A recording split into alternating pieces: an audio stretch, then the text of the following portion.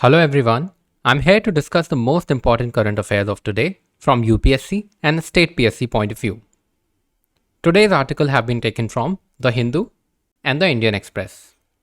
Our first article is about the world's first genetically modified rubber sapling which has been planted in Assam. It has been developed at the Rubber Research Institute in Kerala. It has been tailored for climatic conditions of the northeastern states. The genetically modified rubber sapling contains the copy of the gene MnSOD or manganese-containing superoxide dismutase. The natural rubber is suited for warm and humid equatorial climate. The climate in the northeast is mildly suitable and thus the GM sapling will help in increasing rubber production in the northeast as well as the whole of India. Here, we must note that Kerala is the largest producer of natural rubber, followed by Tripura. Natural rubber or latex is cultivated in 16 states of India. Despite the moderately favorable climate in the northeastern states, these states have been a potential producer of natural rubber due to the appropriate agro-management practices and the region being free from various plant diseases that are quite common in the traditional rubber belt, that is the Kerala and the Tamil Nadu states. And also, the soil in the northeastern states is sufficiently deep and easy to work. Let us move beyond the article and look at the various advantages and disadvantages of rubber plantation in India. So first, let us have a look at the advantages. It leads to socio-economic development as it provides employment to a large number of people related directly or indirectly to rubber plantation. Scientifically raised rubber plantations provide a green leguminous ground cover and a green umbrella cover. Legumes are grown as cover crops along with the rubber trees for additional income as well as other benefits to the farmer. The third point is that the rubber plantations purify the atmosphere and improve the soil properties.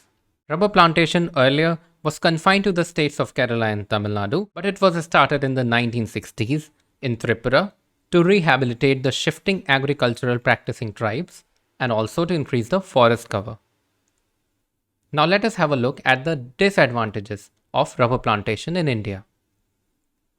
So the rubber plantations are eating into the land occupied by the region's native forest.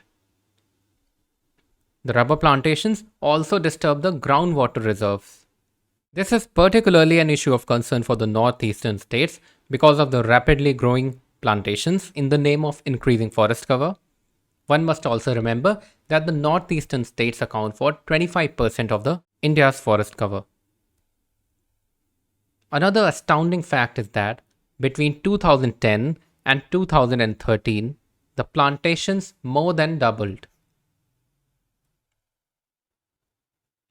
Another important disadvantage is that most of the plantations are unscientifically managed and monoculture, which scientists call a biological desert because, unlike the natural forest, they don't house the diverse plants and animal species.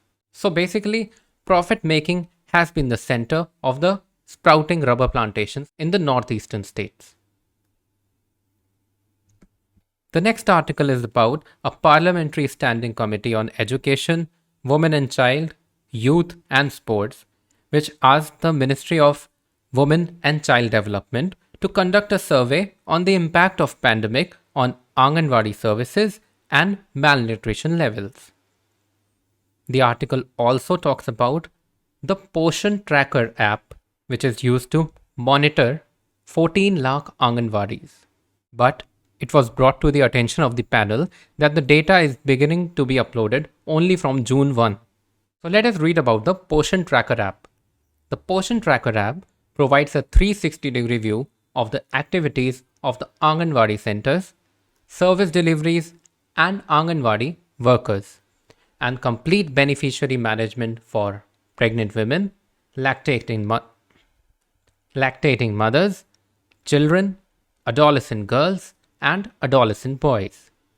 The developed system enables real-time monitoring and tracking of the AWCs and AWWs and beneficiaries. Let us also read about the Poshan Abhiyan in the light of this article. The Poshan Abhiyan, or the National Nutrition Mission, was launched by the government on 8th of March 2018.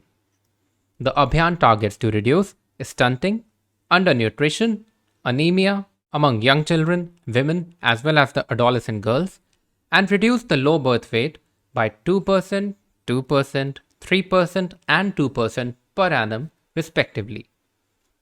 The target of the mission is to bring down stunting among children in the age group of 0 to 6 years from 38.4% to 25% by 2022. Under the Abhiyan, Swasth Bharat Preraks will be deployed in each district for coordinating with district officials. Another important point about the Poshan Abhiyan is the National Council on India's Nutrition Challenges. Set up under the Poshan Abhiyan, the council is also known as National Council on Nutrition, or NCN. The NCN is headed by the Vice Chairman of the Niti Aayog. So this is a very important point. It provides policy directions to address nutritional challenges in the country and review programs. It is a national level coordination and convergence body on nutrition. $200 million loan from the World Bank will be used for implementing the National Nutrition Mission. Our next article talks about the Delta Plus variant of COVID-19.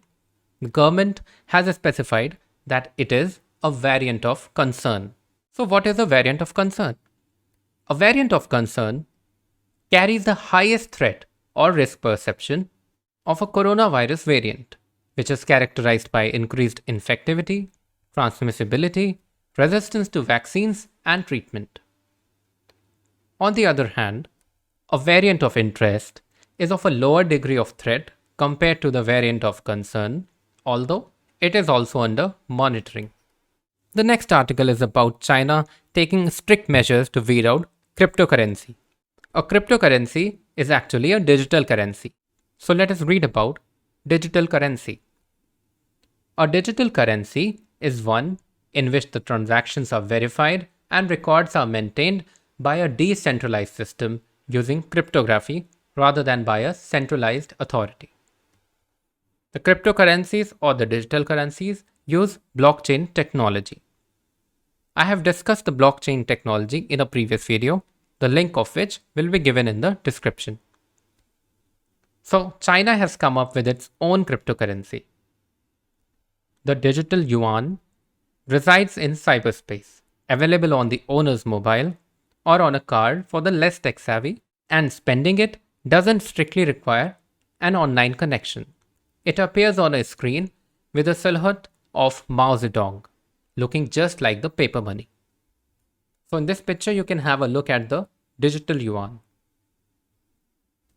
So China recently tested the digital Yuan, and approximately 1 lakh people in China have downloaded a mobile phone app from the central bank, enabling them to spend small government handouts of digital cash with merchants, including Chinese outlets of Starbucks and McDonald's. The article also talks about Bitcoin mining, which is the process by which new Bitcoins are entered into circulation. It is performed using very sophisticated computers that solve extremely complex computational math problems. The article talks about why China perceives Bitcoins or cryptocurrencies as a threat. So basically, access to cheap electricity has made mining quite lucrative in China. It has been worsening the computer chip shortage also, flouting the various environmental norms. China accounted for nearly 2/3 of the computational power consumption last year. Sichuan, which is a province in China, has a hydroelectric based crypto mining hub. The Chinese central bank has been cracking down on cryptocurrency trading majorly because they fear that it will lead to the annihilation of the domestic currency system. China has been restricting cryptocurrency since 2013 when it barred the financial institutions from handling bitcoins. In 2017, it barred initial coin offerings, which is used by a firm to raise money by issuing their own cryptocurrencies. The miners had to stop for a while, but then when the prices started jumping again, they were back in action. Let us read about the issues associated with cryptocurrencies. So, apart from the environmental concerns of heavy power usage and a never ending demand for computer chips and the corresponding shortage of it, there are other major issues concerned with the cryptocurrencies. The fact that crypto bypasses the official institutions has been a reason for unease of many governments, including India. The anonymity that it offers aids in the flourishing of dark trades online. So the governments are quite wary about the usage of the cryptocurrency because it may or may not be used for financing terrorist activities. The Central Bank of India, RBI, in its circular on April 6, 2018, had prohibited banks from dealing in cryptocurrencies or offering any services to the customers on them. But then on March 4th, 2020, the circular was challenged in the Supreme Court and the Supreme Court set it aside. It is interesting to note that RBI is itself developing a virtual currency. The estimated amount of money that is invested in cryptocurrencies in India is around rupees 10,000 crore. On being asked about the cryptocurrency, the RBI has reiterated its stance that it does not recognize cryptocurrencies and the users should use it at their own discretion. The next article talks about the Kerala High Court putting a stay on the closure of dairy farms and the change in midday meal menu by the Lakshadweep administration. So here, we must remember that Lakshadweep and Kerala have a common high court. In the light of this article, let us read about the midday meal scheme of the government. The midday meal scheme was launched in 1995 as a centrally sponsored scheme. A centrally sponsored scheme basically means that the state as well as the center share the cost of the scheme. So the midday meal program provides that every child within the age group of 6 to 14 years studying in class 1 to 8th who enroll and attend the school shall be provided hot cooked meal having nutritional standards of 450 calories and 12 gram of proteins for the primary, that is the 1 to 5 class, and 700 calories and 20 grams of protein for the upper primary, that is the 6 to 8th class, which will be free of any charge and will be available every day except on school holidays. The scheme covers all the government and government aided schools and also the madrasas and the maktabs supported under the Sarva Shiksha Abhiyan or SSA. It is also covered under the National Food Security Act of 2013. So let us have a look at what the rules of the midday meal say. The rules provide that the place of serving the meal to the children shall be schools only. This will ensure proper attendance of the students. The meal shall be prepared in accordance with the midday meal guidelines issued by the central government from time to time.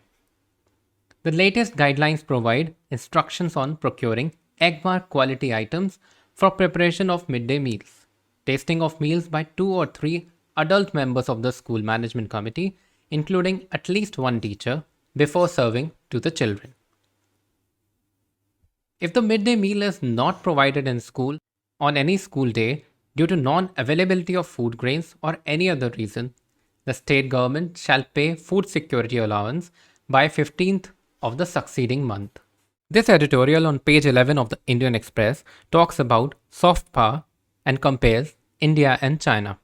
The term soft power was coined by Joseph Nye, who is an American political scientist. The term soft power includes foreign policy, political, as well as cultural influence of a country. Soft power is actually the ability to shape the preferences of others without the use of force or coercion. It is actually the sharing of the same worldview, outlook, and culture by which we can align the other countries in our direction. The hard power, on the other hand, includes economic as well as the military might. It is intimidating and coercive in nature. The article compares India and China on the basis of the soft power parameters given by the Lowy Institute of Australia, which has also released a report called the Asia Power Index, released in 2020. So multilaterally, India matches China in every term of regional memberships. But crucially, its contribution to the United Nations capital budget are completely dwarfed by Chinese contributions, which are 11.7%, but India's contribution is a mere 0.8%. Then other parameters include the cultural influence of India, where India's rank is 4th and China is 2nd in Asia. Talking about the top 500 brands in the world, India has only 9, whereas China has 73.